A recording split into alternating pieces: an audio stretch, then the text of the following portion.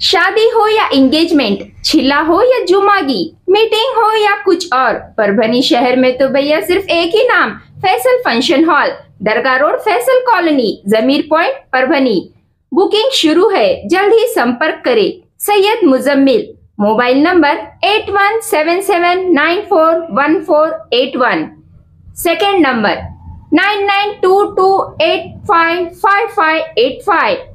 अस्सलाम वालेकुम, मैं हूं सैयद अखील। आप देख रहे हैं मेरे साथ परभनी। आज तक चलते हैं परभनी जिले की सबसे बड़ी और सबसे दुखद घटना की। और आज परभनी जिले में जिस तरह से प्रकाश अंबेडकर साहब जो वंचित बहुजन आघाड़ी के सर्वे सर्वा है, इनके आने की सबसे बड़ी वजह ये बताई जा रही है। सोमनाथ वेंकट सूर्यवंशी जो 35 साल जिनकी उम्र बताई जा रही है, लॉ कॉलेज का विद्यार्थी था और इस विद्यार्थी की जिस तरह से यहाँ पर अमानुषपने से मारहान की गई और मारहान करने के बाद में पुलिस प्रशासन की कस्टडी में ही इस व्यक्ति की हार्ट अटैक आने की वजह से डेथ हो गई है, ऐसा पुलिस प्रशासन की जानिब से कहा जा रहा है। लेकिन इनकी रिपोर्ट तो अभी तक आई नहीं। और जो रिपोर्ट यहाँ पर सोशल मीडिया में वायरल हो रही है, आपको ये रिपोर्ट का कार्ड भी बता रहे हैं कि किस तरह से ये रिपोर्ट वायरल हो रही है। और श्रद्धेय प्रकाश बाला साहब अंबेडकर साहब, इन्होंने जिस तरह से परभनी शहर के छत्रपति शिवाजी महाराज जिनके पुतले के करीब उपोषण मैदान यहाँ पर जिस तरह से एक सभा को संबोधित किया, और आज 16 दिसंबर 2024 को पूरी तरह से यहाँ पर सूर्यवंशी इनके शहीद होने की वजह से आज पूरे महाराष्ट्र भर में बंद का आह्वान भी किया गया था और बंद पूरी तरह से कामयाब भी हुआ। सक्सेसफुली तौर पर बंद किया गया है। इसमें परभनी शहर की जानी मानी शख्सियत मौलाना रफीउद्दीन अशरफी साहब, इन्होंने भी आह्वान किया था परभनी की जनता से और खास तौर से मराठवाड़ा भर की जनता से। इनका भी लोगों ने सुना और साथ दिया है। जिस तरह से आज 16 दिसंबर 2024 का बंद पूरी तरह से कामयाब हुआ है। यहाँ पर अब जिस तरह से सूर्यवंशी इनके पार्थिव शरीर को परभनी में लाया गया और परभनी में लाने के बाद में आप ये नजारा देख लीजिए कि किस तरह से पार्थिव शरीर के आसपास में अंबेडकरी बांधव नजर आ रहे हैं। और जिस तरह से हमें अफसोस इस बात का है कि जो हमारा देश है, हमारे देश में संविधान का राज है और देश में रहने वाले हर व्यक्ति संविधान का पालन करना हर व्यक्ति का कर्तव्य है। लेकिन यहाँ पर कुछ लोग ऐसे हैं जो संविधान का पालन नहीं कर रहे हैं, निगलेक्ट करते हुए नजर आ रहे हैं। हम भारत देश के वासी और भारत देश के वासियों ने, हम तमाम लोगों का कर्तव्य, प्रथम कर्तव्य है कि हमने संविधान की बात को समझना चाहिए, संविधान की बात को मानना चाहिए। डॉ जी अम्बेडकर साहब, इन्होंने जिस तरह से संविधान हर व्यक्ति के, भारतीय व्यक्ति के लिए लिखा है और भारतीय व्यक्तियों ने इस संविधान के मुताबिक ही चलना चाहिए। यही हमारे देश का कानून है और कानून की धज्जियां उड़ाने का किसी को अधिकार नहीं है। लेकिन पुलिस ने अमानुषपने से जिस तरह से लाठीचार्ज किया है और इस व्यक्ति की डेथ हुई है, ये एक शहादत हुई है। एक शहादत पर ही पूरी तरह से हर बात में रुक जाना चाहिए। और जिस तरह से यहाँ पर एक व्यक्ति की शहादत हुई है, हम तो ये कहना चाहेंगे कि इस शहादत का रिटर्न भी हमें मिलना चाहिए। अब इसके बाद में किसी तरह का कोई दंगा नहीं, किसी तरह का कोई इंसिडेंट नहीं। हर समाज के हर व्यक्ति ने मिलजुल कर रहना चाहिए। परभनी में जिस तरह से परभनी जिले की संस्कृति है कि हर समाज का हर व्यक्ति यहाँ पर मिलकर रहता है। परभनी लोकसभा मतदार संघ के खासदार संजय बंडू जाधव, परभनी विधानसभा मतदार संघ के कार्य सम्राट आमदार डॉक्टर राहुल पाटिल, ये लोग जिस तरह से आह्वान कर रहे हैं। और परभनी जिले के गंगाखेड़ विधानसभा मतदार संघ के आमदार डॉक्टर रत्नाकर जी गुट्टे काका, इन तीनों ने जिस तरह से आह्वान किया और साथ ही खासदार फौजिया तहसीन खान, इन्होंने जिस तरह से आह्वान किया है कि परभनी की जनता शांतता प्रिय जनता है और परभनी की जनता ने शांतता के तरीके से ही यहाँ पर हर बात को फेस करना चाहिए। और पुलिस पर भी जिस तरह से कार्रवाई होनी चाहिए, पुलिस पर कार्रवाई की जिस तरह से श्रद्धेय बाला साहब प्रकाश अंबेडकर साहब ने जिस तरह से मांग की है, जो दोषी है उन पर तो कार्रवाई होना बहुत जरूरी है। और दोषियों पर कार्रवाई क्यों ना हो, अगर आज दोषियों पर कार्रवाई नहीं की जाएगी तो कब कार्रवाई की जाएगी, ये सवालिया निशान है। जिस व्यक्ति की यहाँ पर शहादत हुई, जो व्यक्ति यहाँ पर सूर्यवंशी साहब जो शहीद हुए, ये वकील बनने वाले थे और एक पढ़ा लिखा व्यक्ति जिस तरह से यहाँ पर समाज के लिए फायदेमंद होता है और समाज के लिए इस व्यक्ति का फायदा ही होना था। लेकिन जिस व्यक्ति की यहाँ पर डेथ हुई है, उस व्यक्ति के परिवार को 50 लाख रुपए का मुआवजा दिया जाए, ऐसा भी इस वक्त परभनी विधानसभा मतदार संघ के कार्य सम्राट आमदार डॉक्टर राहुल पाटिल इन्होंने कहा है और मांगनी भी की है। डॉक्टर राहुल पाटिल ये सिविल हॉस्पिटल में जाकर इन्होंने जो महिलाएं यहाँ पर एडमिट है उनकी भी तबीयत का जायजा लिया। और जिस तरह से यहाँ पर हमारे जाने माने शख्सियत, जिस तरह से हम जिन्हें बाबा के नाम से जानते हैं, विजय वाकोड़े साहब, जिन्हें हम परभनी वासी बाबा के नाम से जानते हैं, इन्होंने बहुत मेहनत की। और यही नहीं, इनके अलावा परभनी शहर महानगर पालिका के माजी महापौर रवि सोनकांबड़े साहब, इन्होंने भी बहुत जिम्मेदारी के साथ में काम निभाया। यही नहीं, इनके अलावा जिस तरह से सिद्धार्थराव हत्तियंबिरे और भीमराव हत्तियंबिरे, इनके अलावा यहाँ पर हमारे जिस तरह से तमामी अंबेडकरी अनुयायी, अंबेडकरी बांधवों ने जिस तरह से इस मामले को समझदारी से लिया और समझदारी से लेने के बाद में ये लोग शांत रहे और डॉक्टर भीमराव जी अंबेडकर, इनके संविधान के तहत ही अब कार्रवाई की जाएगी और संविधान की लड़ाई हम लोग साथ में ही मिलकर लड़ेंगे। सोशल मीडिया के तमाम लोग अंबेडकरी जनता के साथ में है, इनके दुख में शामिल है और हम तमाम लोग इन लोगों के साथ में कंधे को कंधा लगाकर इनकी लड़ाई को लड़ने की कोशिश भी कर रहे हैं और इनका साथ भी देने की कोशिश कर रहे हैं। हमारे बांधव, हमारे गांव के बांधव, हमारे शहर के बांधव, जिस तरह से यहाँ पर हर कदम तमाम लोग हमारे साथ में आते हैं, इन तमाम लोगों के दुख में भी हम उतने ही शामिल है जितना ये लोग हमारे सुख और दुख में शामिल रहते हैं।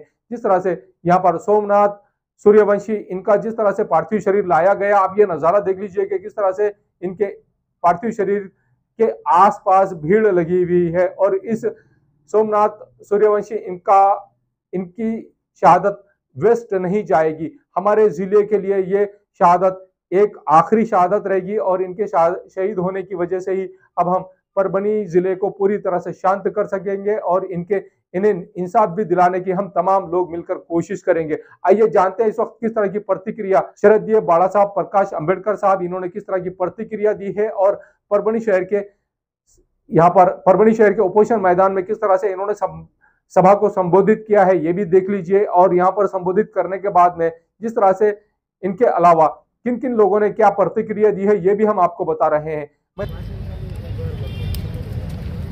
मोर्चेची मागणी काही होती तर बांगलादेशमधला असणारा जो हिंदू आहे त्याचं संरक्षण करा। आता बांगलादेश हा परभणी जिल्हा एवढाच आहे, त्याच्यापेक्षा मोठा नाही।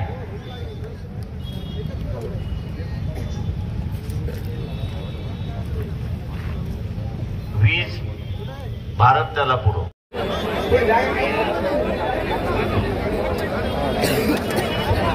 या ठिकाणी हे सगळे विखारी जा, कोणी वरी यायचं नाही, फक्त राजा बाकीच्या गर्दा करून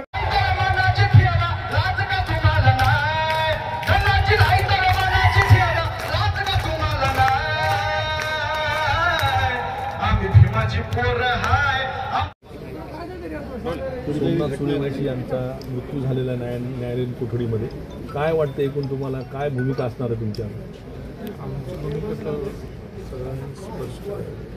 सोमनाथवरती जर अन्याय अत्याचार झाला असेल त्याबाबत CIDने ते SITच्या बाबतीत इन्क्वायरी करून जी कोणी गोष्ट असेल त्याच्यावर कारवाई। काय पोलीस अधीक्षकांना, जिल्हाधिकाऱ्यांना बोलणं झालं का तुमच्या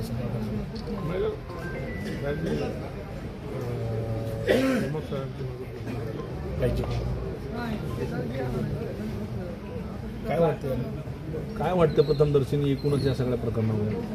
आता की त्यांचं PM वगैरे झालेलं आहे, त्यांचं रिपोर्ट वगैरे येण्याचं बाकी, त्याच्यानंतर बोललेलं बरं। पण जे काय झालं आहे ते की आमच्या वडाल समाजाच्या मुलावरती अन्याय झाला, त्याच्यावर कार्यकर्ता होता आणि आमच्या समाजाचं ते समाजाचे कमी झाले, शिक्षण देणारा मेहनत करून शिक्षण देणाऱ्या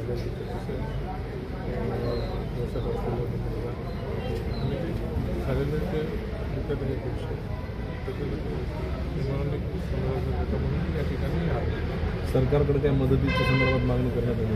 100% मागणी करण्यास सरकारकडे मागणी करण्यात साहेब ते आम्ही मागणी करू आणि जो काय त्यांच्या घरातून फॅमिलीला त्याचा काय बदला भेटायला पाहिजे त्याच्यासाठी आम्ही प्रयत्न सरकारतर्फे करणं आणि आमची संघटना त्याच्यातर्फे त्याला मार्ग एकंदरीत माझं म्हणणं असं आहे, म्हणून मी मगाशी म्हटलं ना की हा कोऑर्डिनेटेड एफर्ट आहे की अनकोऑर्डिनेटेड एफर्ट आहे याच्यामध्ये। आता हा आता इमिजिएटली वरचे अधिकारी काही बोलतील का असं मला वाटत नाही आहे त्या सगळ्या ह्याच्यामध्ये। हे जर अनकोऑर्डिनेटेड असेल तर मी म्हणेन ही फार मोठी गंभीर बाब आहे।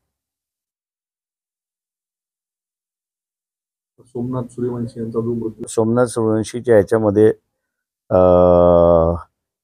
मीच IG आणि SP ना म्हणालो होतो की यांचे जे पोस्टमॉर्टम आहे हे अशा मेडिकल कॉलेजमध्ये झालं पाहिजे की ज्यांच्याकडे फॉरेन्सिक डिपार्टमेंट आहे.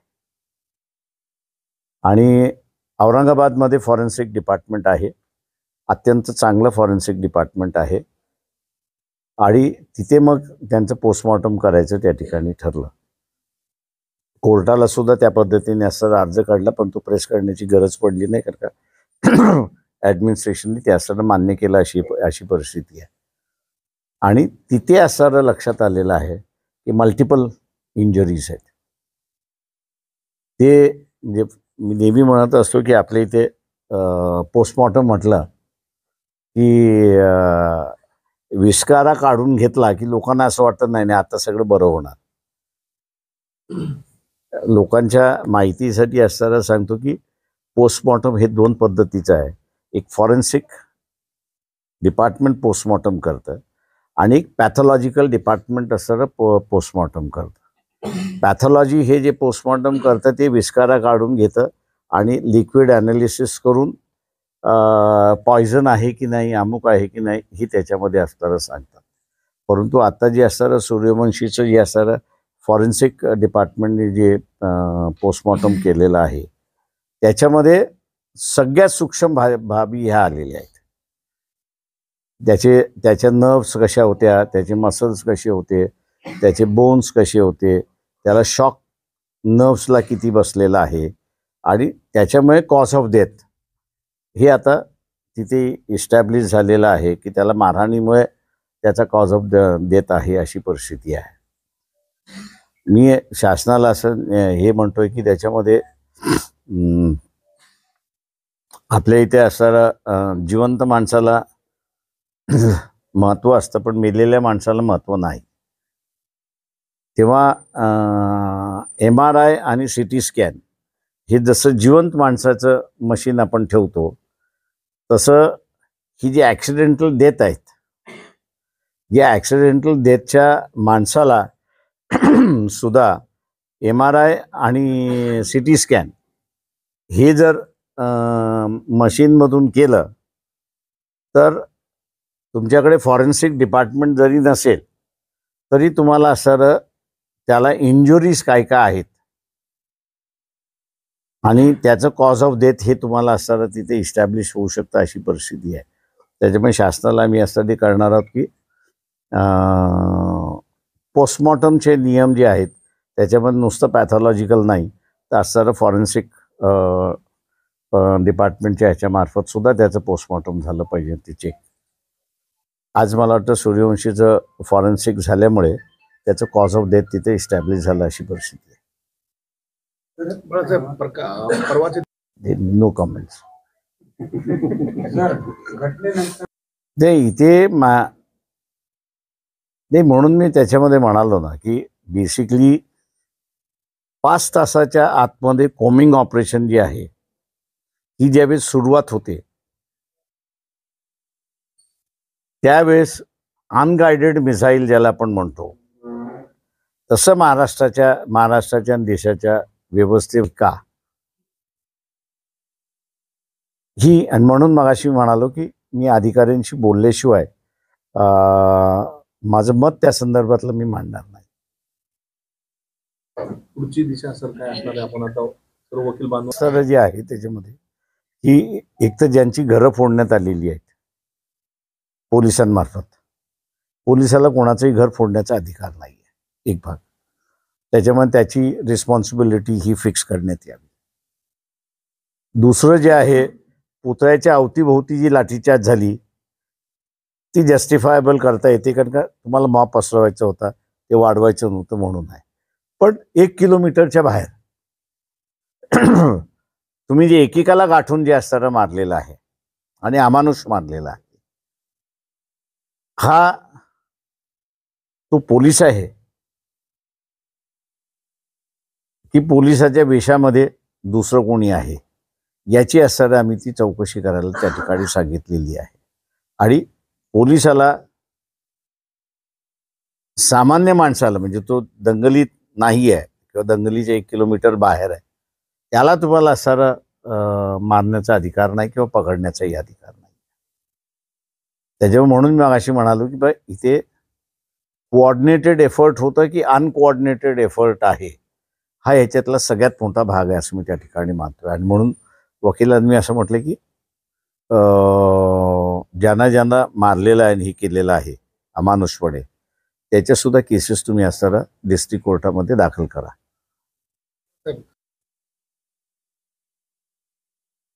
ते मला असं वाटतं की पहिल्यांदा ज्यावेळेस असताना हे म्हणजे स्पॉन्टेनियसली दंगल झाली असती तर मी समजू शकलो असतो की बा ती स्पॉन्टेनियस दंगल होती आणि त्या ह्याच्यामध्ये होती. पण इथे माझ्या अंदाजानं जे आहे म्हणून मी मग अशी म्हणालो की अजून मी थोडंसं ओपिनियन व्यक्त करायला हेजिटेंट आहे. तर काही व्हिडिओ मला असताना पोलिसच लाठीचार्ज करतात आहेत, दगड मारतात आहेत हे आलेलं आहे. त्याच्यामुळे ते ट्यूटर्ड व्हिडिओ आहेत किंवा क्लोनिंगचे होईपर्यंत मी इथे थांबणार आहे. कधी शांततेने पार पाडली पाहिजे त्या सगळ्या ह्याच्यामध्ये. तर काय वाटतं एकूण परभणीतली सर्व प्रकरणं जर बघितली? मी 2 प्रकरणं परभणीची बघितलेली आहे. तुमच्या कोणाच्या लक्षात असेल मला माहीत नाही आहे. एक असंच प्रकरण एक 10-12 वर्षापूर्वी झालं होतं आणि ते म्हणजे 125 लहान मुलं 14 एप्रिलला. आणि त्यावेळेस मी 5-6 तासातच आलो होतो आणि पूर्ण परभणीतल्या जनतेने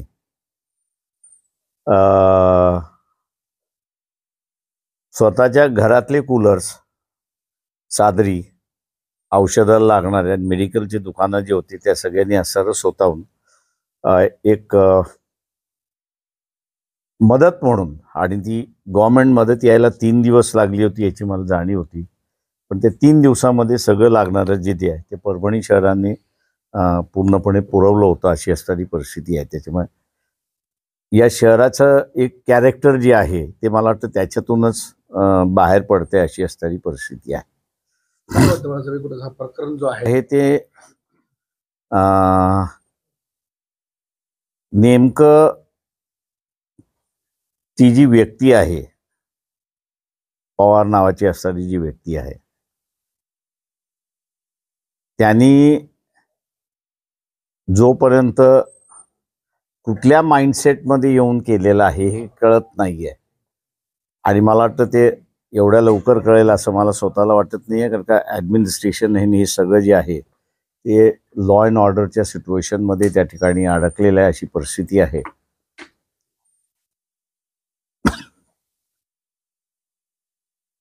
त्याच्यामुळे मला असं वाटतं की या परिस्थितीवरती कुठल्याही पद्धतीने असताना भाष्य करणं आणि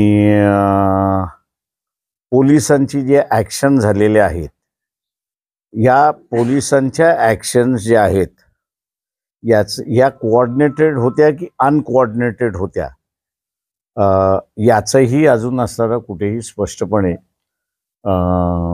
येत नाही आहे. मी शासनातल्या काही अधिकाऱ्यांशी ज्यावेळेस बोललो तर ते म्हटले आज आमची असलेली पहिली प्रेफरन्स जी आहे ती लॉ अँड ऑर्डर मेंटेन करणं, शांतता मेंटेन करणं आणि एकदा ते झालं की मग असणारं हे कोऑर्डिनेटेड एफर्ट होते की अनकोऑर्डिनेटेड एफर्ट होते याचा आम्ही असणारा एक तपास त्या ठिकाणी करणार आहोत.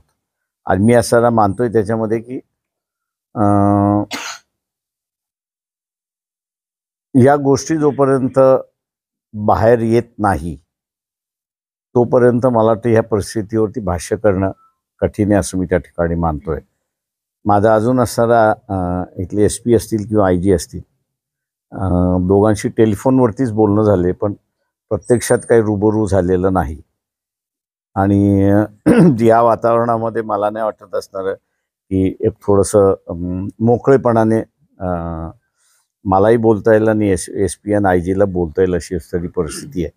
त्याच्यामुळे मला पुन्हा असं एक राऊंड मारावंच लागेल असं मला त्या ठिकाणी दिसतं की ज्याच्यावर परभणीमध्ये हा प्रकार असं मी म्हणालो ना, त्याच्यामध्ये की म्हणजे ज्या पद्धतीचे असतात देशमुखच्या हत्येंवरती सायलन्स आहे,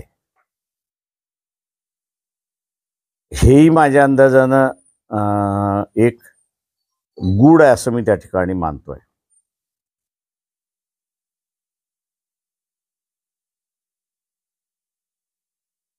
तिथे